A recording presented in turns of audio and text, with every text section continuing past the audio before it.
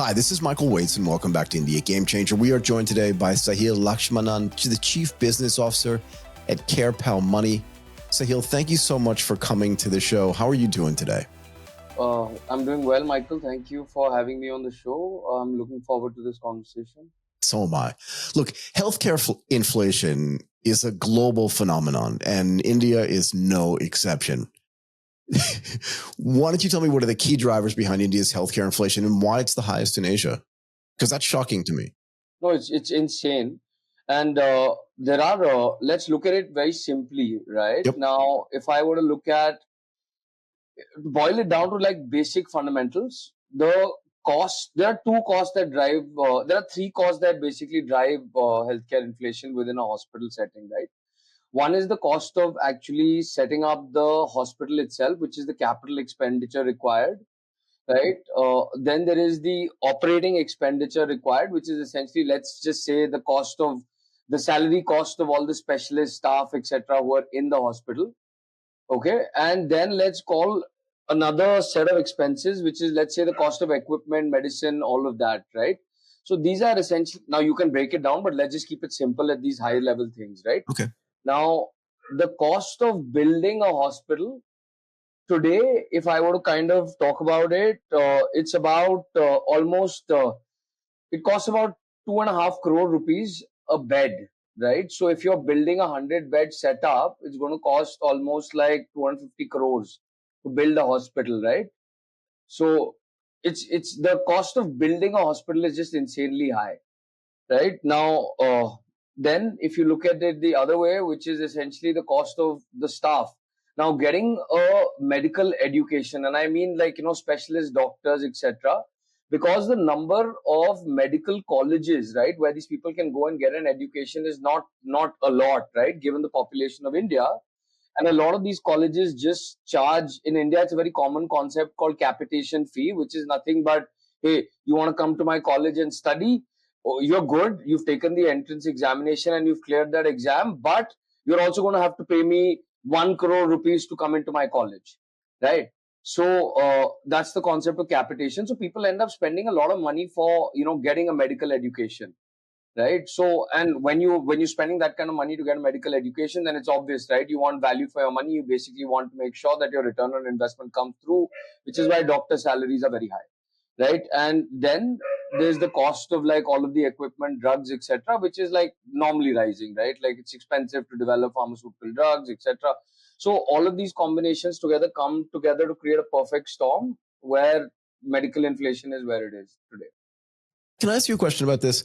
I was in India a few years ago, more than a few years ago, but actually not that long ago. And I was at a startup convention, and one of the guys got up on stage. I'm not kidding. And he said, there are only 3 professions you can have in India. I think this is changing, but this is what he said. I don't know if I shared this with you when we were prepping. No, go for it. But he was running an ed tech startup, right? And he was talking about like his family's reaction to him doing this. And he was basically saying you can only become a doctor. These are your 3 choices, yeah? A doctor, an engineer, or a family disappointment. And I thought it was kind of funny. That's him talking, not me talking, right? Sure. But I guess my question is, if doctoring and healthcare provision is getting so expensive, and just so you know, my brother's a neurosurgeon. Yes, so I understand this, and I know what he had to pay to go to medical school too. But he's, he's in his 50s. Yeah. Do you think there's going to be a doctor backlash? Do you know what I mean? Because they're the ones providing the care. Right. So when you're saying doctor backlash, why would you say that, Michael? They are making good money. Why would they be unhappy? No, from the people that are getting the care. In other words, because getting healthcare is so expensive. We know doctors make a ton of money, but I mean, because I know in the US, people are starting to get angry at doctors. Like they're starting to get nervous because I know what you're talking about. Like that incident where that United Health CEO got shot, right? Yeah, I don't want to talk about shooting people, but you know what I mean, right? Because people are getting very angry about healthcare. And I'm just wondering if you feel like there's a concern among just regular middle class and lower class citizens in India that like, whoa, this is way too expensive. No, so I'm with you, Michael, and in India, we don't see that happening fully yet, right? But because the company that I operate, we operate in a hospital setting, right, and we're financing people's need for healthcare. I know what healthcare bills are at, right, and I've if I were to just tell you that I've become so paranoid about healthcare because I realized this, right, that uh, I'll need to go into a hospital maybe 10 years or 15 years from now. For sure. Right. And at that point in time, I don't know, I don't even want to warrant to guess what it's going to be able, costing. Yeah. So today, like in an Indian setting, like I today have health insurance, which is almost like I would say the insurance sum, right, which is what they would pay out to me if I fell sick or pay the hospital, right, is almost at about $400,000, right, and I'm already paying that today. Wow. Sorry, go ahead. So I'm paranoid, right, and Yeah, like so am I'm I. dealing with my paranoia by just paying a lot of premium for like to get like insane amounts of protection against healthcare inflation, right? But there are a lot of people who are not going to be in the position that I am and be able to afford the kind of premium I pay, right? And that is going to eventually become a problem. But let me tell you this, right? Like the average Indian, if you look at it, right, is basically peace loving. So people are going to be very unhappy. They're going to cry. They're going to crib, but they're not going to resort to violence like they would do in a lot of other parts of the world. Yeah, India is a very special place. I told you I was only there for a couple of days, but I felt like it was the most spiritual place I've ever been. And that's not a normal reaction for me. Can you talk to me about how or whether the government has stepped in to do anything about this at all? And the reason why I ask is because countries like Canada and countries like the UK, they have these single payer systems. You can also have a private option as well. But I'm wondering if the government has stepped in and tried to do anything about this and what the impact has been. Sure. No, it's super. So, Michael, the government so far, right, has been approaching it from a payer angle. Okay, so there are a number of schemes like the Pradhan Mantri Yojana, ABDM, etc. Yeah, PMJ and ABDM. Yeah, PMJ and ABDM. So where the government is essentially saying that, hey, listen, we will pay for healthcare, right? If you are of a certain, if you're of a certain income strata, etc., right? Yeah. So the government is adopting a payer stance towards healthcare, right now, but there's a problem with that, right? And I'll tell you the problem because I see the other side of it as well, which is the hospital side of it. Right now, let's say I'm operating a 250 plus bed highly specialized hospital, right?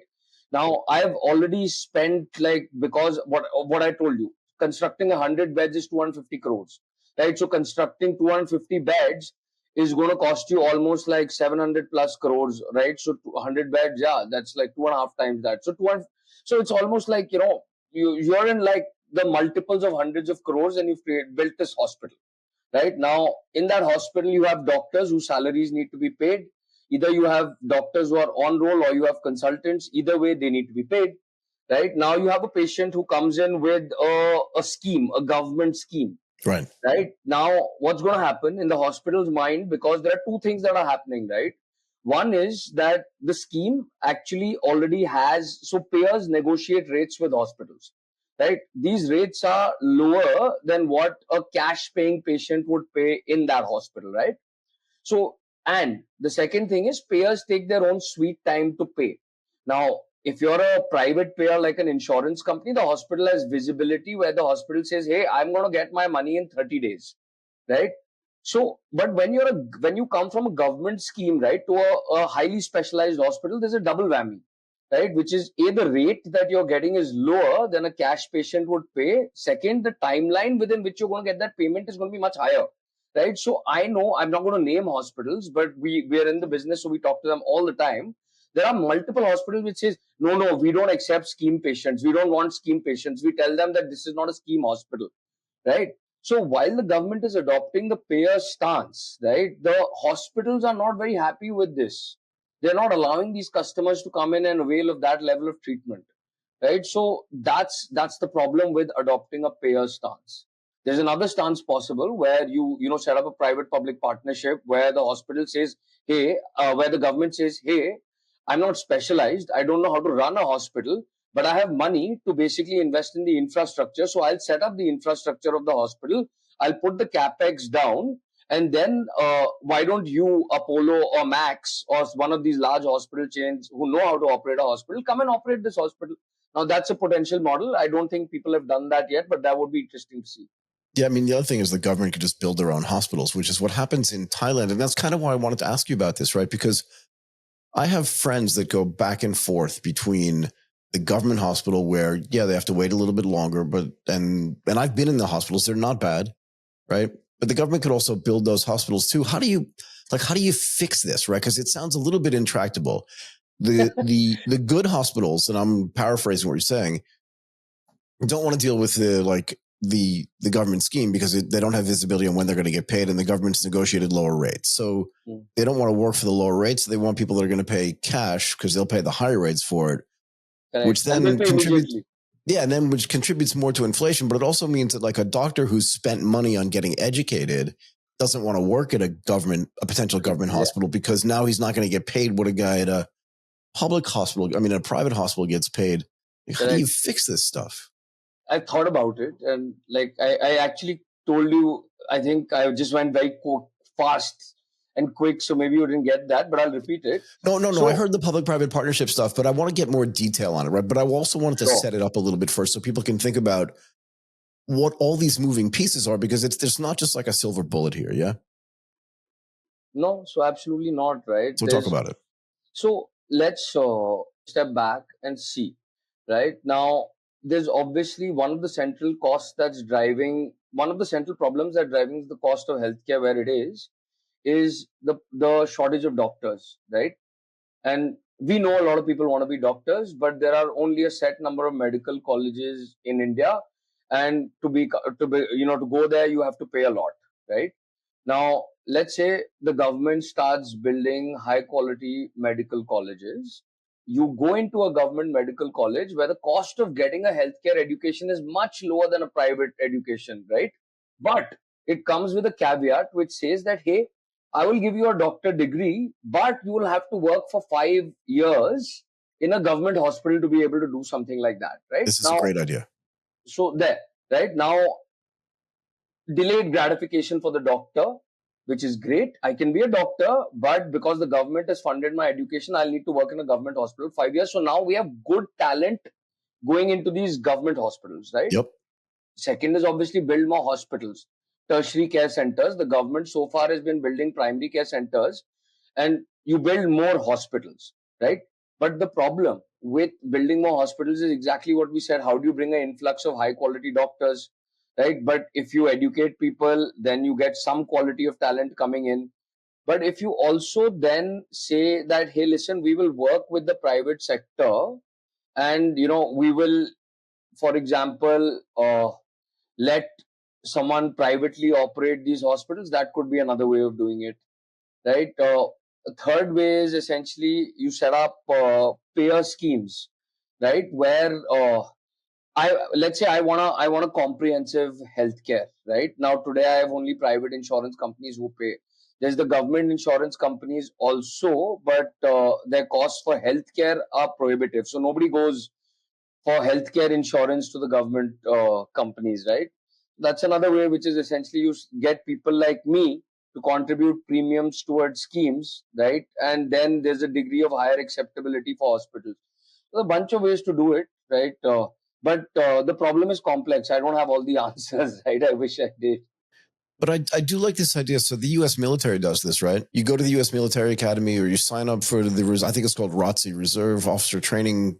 I don't remember what the C stands for. And then they pay for you to go to college. Wherever you go, they'll pay for it. But you have to then serve in the military for 5 years after you graduate. There was a very famous American basketball player who went to, I think, the Naval Academy. And he had to delay his participation in the National Basketball Association for 5 years because he had to serve in the Navy for 5 years. Right. So it's a great way to do it. But also you're getting high quality doctors educated at high quality facilities that the government pays for, but then you owe them back something. That seems like one good solution. I think if you combine these things that you're talking about, the public-private partnerships, the government education, the mandatory service, you're just going to get this huge influx of doctors, people that can pass the entrance exam to be able to do this. This sounds like a great idea. I feel like letting you get off the phone right now so you can just go implement this because it's such a great idea. No, these are the problems, Michael, that all of us can sit outside and think about. But we're like our contribution towards healthcare is a completely different So angle, where does right? where does CarePal Money come in? And again, we talked about this, right? I think I've had somebody else on the show who a couple of years ago who said to me that every Indian family is like one medical emergency away from poverty, right? Yeah. And that's So bad. no, so what we try and do, Michael, is in fact the gent that who said that is Piyush. He's the founder of the CarePal group, and I work with him, right? What we're actually doing, so I'll tell you what CarePal Money does, but first I'll tell you what CarePal as a group does, right? And I don't want to be advertising what we do, but so one of the problems, Michael, is very clear, right? Like because of everything that we spoke about, right? Healthcare inflation, insurance penetration, population growth is outpacing insurance penetration. Healthcare inflation is outpacing both population growth and insurance penetration, right? Interesting. Yeah. So you suddenly have a bunch of people who are either uninsured or underinsured, and they're now in a hospital, and like they've discovered that the hospital bill is far in excess of what they can afford to pay. Now, what these people used to do, okay, outside of before the CarePal, the Bajajes, etc. of the world existed, they would go and either they'd sell their land or they'd sell gold or they'd do something to basically be able to get their money to be able to treat their family member who's in that hospital, right? Yeah. So that was the world, right? And that still continues to be a large part of India, right? We're almost talking about 70-80 billion dollar gap, right, between what payers are paying for healthcare and what healthcare actually costs, right? And this is exactly what pushes people below the poverty line, this out of pocket expense, right? Now, what we've got is a fairly interesting approach to try and solving it, because we understand, and most of the listeners I'm sure would understand that there's no healthcare is a wicked problem. There's no silver bullet, right? They cannot be solved with one approach, right? So the first company we built was essentially a medical crowdfunding company called Impact Guru, where we're essentially raising money through donations and funding healthcare expenses of patients, right? That was the first company. And then we realized that, hey, listen, crowdfunding does not work in all cases. So then we set up CarePal Money, where we're essentially saying that, hey, we will deploy money from large regulated financial institutions and let patients borrow from these large regulated financial institutions, act as a bridge between these two, right? And deploy lending money there. But just a small twist, what we basically say and what we aspire to do is we tell the hospital that, hey, you pay the interest on the loan, let the patient get the money, right? So the hospital thinks of it, think of it like a consumer finance model where the seller of a mobile phone, okay, because he wants to sell more phones, agrees to pay the interest on the loan instead of the end consumer or the borrower, right? So the interest subsidy lubricates the transaction, right? So that's what we're doing with hospitals today as far as CarePal Money goes, right? We've got a bunch of other products also, but essentially the problem that we're trying to solve is this, which is how do we reduce the burden of this out of pocket expense on an individual? So are the hospitals happy to do that? See, And does the some of government them. subsidize some of that? Do you know what I mean? Okay, so the government does not subsidize the interest subsidy from the hospital. So there are some hospitals who get it, Michael, and there are some who don't. Okay, so I'll tell Interesting. you the hospital faction sits in two sets, right? There's one hospital which says, hey, I'm a hospital. The patient is in my premises. The patient doesn't have money.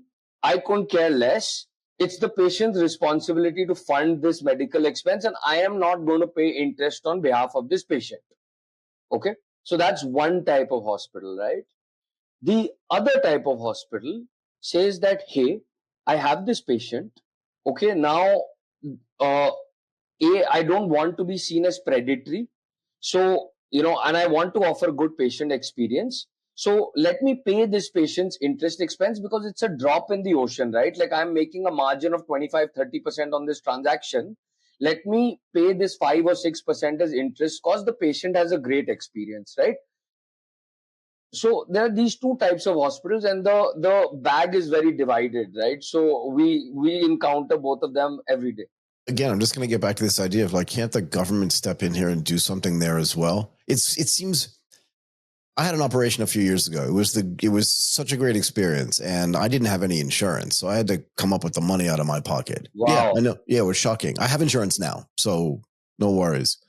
And that was one of the reasons why, because I'd worked at Morgan Stanley and Goldman Sachs my whole life, right? So I never had to provide insurance for myself because these companies provide it for you. Yeah, it was always provided for me, and I never used it for anything because I never got sick, and it didn't seem to make much sense. And when I stopped working, insurance seemed too expensive for me. But in Thailand, I was wrong because it's very, very reasonable. And the medical care in Thailand is one of the reasons why medical tourism exists. The medical care here is insanely great. Nice. But luckily, I had enough money to pay for my surgery. Yeah, but otherwise, I wouldn't have been able to. Sorry, I was going to say it would have been a nightmare. Yeah. And I went to a private hospital, so it was kind of amazing. Anyway, I have insurance now. I just feel like there's got to be multiple ways for these problems to get solved. And even you said like they're making 25 to 30% margins. I don't know. There's part of me that feels like, should hospitals be making that much profit? Let's look at it, Michael. What part of the bank were you working at? Were you part of like the investment banking team? No. Were you assessing companies? What were you doing? No, I was helping people buy and sell stocks. So I worked on something called the portfolio. Amazing. So exactly the same thing. Okay. So I was working on a portfolio trading desk, which meant that I wasn't really taking risk. I was just, somebody gave me an order and I executed that order to the best of my ability for them. That was really it. Okay, but very close, right? Now, as an investor today, when I look at a company, right, most of these hospitals that we're talking about are publicly listed companies, right? Yeah. Apollo, Aster, Max, Narayana, all of these are publicly listed companies, right? Yep. When I look at buying a stock, right, before I even analyze the annual reports, I run a screener, right? And I screen out all stocks which give me a return on capital employed of less than 25%, right? Now, I cannot apply this. You cannot apply different lenses to the same problem, right? The hospital at the end of the day, it's a profit-making entity, right? You get what I'm saying, right? So I believe that hospitals should make margin because at the end of the day, like cash reserves are only the only thing that keeps companies afloat during troubled times. I feel I'm not gonna say that hospitals should not make margins, but I think what is definitely needed, right, is a little bit more transparency in terms of what's it going to cost people. Yeah. Right? A hospital is the only business where you walk in, right, without any idea of what it is going to be when you walk out, right? Like that is insane. That is the most insane. Like, it is like, it's like, can you imagine the level of, like, I think about it and the level of anxiety that you go through just because it's like the fear of the unknown, right? You're going to get opened up and you don't know what you're going to get stuck with, right? That problem needs to be solved. Make the margin. Even in the United States, right? And this has been true for my entire life. You know exactly what it costs to make the car that you're buying, and you know exactly what the spread is that the auto company's making. A lot of these auto companies don't make a lot of money on the spread between what it costs them to build a car and sell the car, but they make money on the financing, right? So fair enough. Like most of these car companies make money on the money that they lend to people to actually buy the cars and not on the profit from the difference between producing it and selling it. I would think that you really want medical care to be as transparent as humanly possible so that you could have the same, at least the same experience buying, open heart surgery as you do buying, I don't know, a Ford Ranger. Yeah. Yeah, I agree. Like, some of the surgeries, for example, a knee replacement or an open heart surgery is a commoditized surgery, right? These are commonly occurring surgeries, right? Yeah. So I fully agree with you because like that's the biggest fear, right? You don't know what your bill is going to be. And that's the condition that we meet people in. And that's exactly the problem that we're trying to solve, right? You've gotten stuck with a bill that like you had no clue you would get stuck with. And now you need to come up with the money. So, okay, we will help you arrange that money. That's in a nutshell what we do. Got it. And is there like a telemedicine aspect to this as well? Like, can people get more service if they can't come in from like a tier 3 or tier 4 or tier 2 city into the big cities where probably the best medical care is? Is there a telemedicine aspect to this too that you see? Yeah. So, if you're interested in healthcare, Michael, I will put you onto a friend of mine called Please. Dhruv Joshi. Right? You should bring him on the podcast. He runs this company called Cloud Physician, right? And they are developing like the most insane kind of tech, right? So if you're a small hospital in a tier 2 city, you run a small ICU, okay, but you don't have intensivists, right? So the cost of the treatment is like, there's the cost of the hospital, there's the cost of the machinery, there's the cost of the intensivists who run that unit, right? What he's saying is, hey, listen, I will deploy a team of central intensivists. These intensivists, using my technology, will monitor the patient who's in your hospital, right? And they will almost provide a bedside like experience for that patient. So you don't need to, because all the good intensivists would want to work in a tier 1 city. They would not want to work in a tier 2 or a tier 3 city. So we're seeing a lot of this happen, right? And big hospital chains are also really amping up their remote medicine and telemedicine services to be able to solve for these problems. Yeah. I'd love to talk to him. Yeah, Make the connection. I'd love to have him on because this type of stuff is super interesting to me. Like I told you, my brother's a doctor. I have the largest insurance podcast in the world. And I spend a lot of time thinking about healthcare delivery, healthcare costs, and how insurance kind of fits in. Nice. I'll make the connection. Yeah, please do. Okay. Before I let you go, what is the one message you'd want to get out about CarePal Money and, without selling it too hard? What's the one thing you want people to know and where it fits in and how it's helping out? Yeah. So I'll deliver the same message, but there are two different audiences that I want to deliver the message to, Please. right? One is like, potentially the hospital owners who are listening to this podcast, right? Now, and the second is to people who are like in this position that we spoke about, where, you have a bill and that bill is far in excess of what you thought it would be, right? So to those people, I'll simply say this. First, the consumer side of it, which is patients and their families, right? In the Indian social fabric, right, has long thought of as borrowing money is supposed to be one of the most evil things in India. One of the most evil things, right? Yeah. Like never borrow money. Right. Like the last resort of the last resort. Yeah. Yeah. Right. Last resort of the last resort. So you'd want to go and ask your family members for money, ask your friends for money, but you would not want to borrow money, right? Now, what CarePal Money essentially offers is a loan at 0%, right? So think of it, it's almost like getting a soft loan, right, from your friend or your family member. But the advantage is you're not burdening those guys with the capital outlay that would have resulted from them lending you money, right? So this is an organized way of borrowing money. Borrowing money in itself is not bad, right? I would be the last person who would say, hey, borrow money to buy an iPhone, right? That's not like what we want to do, right? No. You borrow money for a purpose like healthcare, it's a different ball game altogether, right? Yeah, for sure. So there's no shame in borrowing, specifically if you're getting the money at no interest. I think that's an amazing proposition, right? For the hospital population, I think rather than think about pennies and dimes, it's very, very important to offer an amazing patient experience, because just the patient is as it is anxious. The hospital population, as a hospital, you're not giving him a menu card, right? Where he's able to see that, hey, listen, this is what it's going to cost, this is what it's going to cost, this is what it's going to cost, right? So he's highly anxious. Now, instead of preying on that anxiety in a situation where, let's say, the hospital, you've landed him a bill which is more than his insurance, rather than encouraging him to sell his gold, right, or his land, you might as well allow him to like take a loan from someone like us and like, so what? Yeah, like it's 5% or 4% in the overall scheme of things, right? 4% as a marketing expense to deliver a great customer experience. I don't think, it should behoove anyone. Yeah. I mean, that's what you're trying to do. You're trying to tell these hospitals that are being, use the word predatory, to look at this in a different way. You have a marketing budget. Why not spend your marketing budget on your existing clients who are then going to word of mouth tell everybody how amazing the experience was? Exactly. They're going to drive more people in.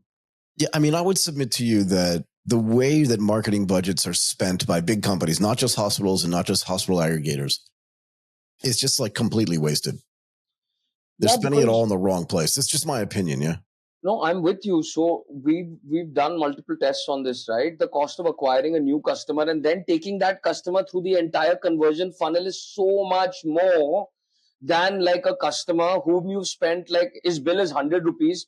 You've subsidized 4 rupees on that bill. You've given him a great experience. Now he's going to tell everybody that, hey, listen, this is an amazing hospital. I got amazing care there. Go there. Right? Yeah. Like that's invaluable. That's like just like priceless. Yeah, it's weird when you talk to some of these big companies, you tell them about like how they're spending their marketing budget, and you can give them a clear, identifiable, measurable, tested way of just reallocating that budget to something else. And they're like, yeah, no, sorry, this is how we do our marketing. And you're like, oh, it's just insanity. Yeah, I'm like banging my head all the time dealing with hospitals. But like one thing is good. Like I see that some of the most sophisticated hospitals now they are getting it right because Good. they're seeing what's happening. They're seeing the cost of healthcare. They're seeing the kind of customer experience and how broken it is because of the cost of healthcare where it is, right? So I see that change happening. It's slow, but like we're in the job of accelerating that. So hopefully. Yeah, hopefully things get better. Okay, Sahil, that's a great way to end. Sahil Lakshmanan, Chief Business Officer, CarePal Money. Really informative, really interesting. And please definitely connect me with Dhruv. I'd love to have a conversation with him. I would, Michael. I'll do this on email. I'll connect the both of you. Okay.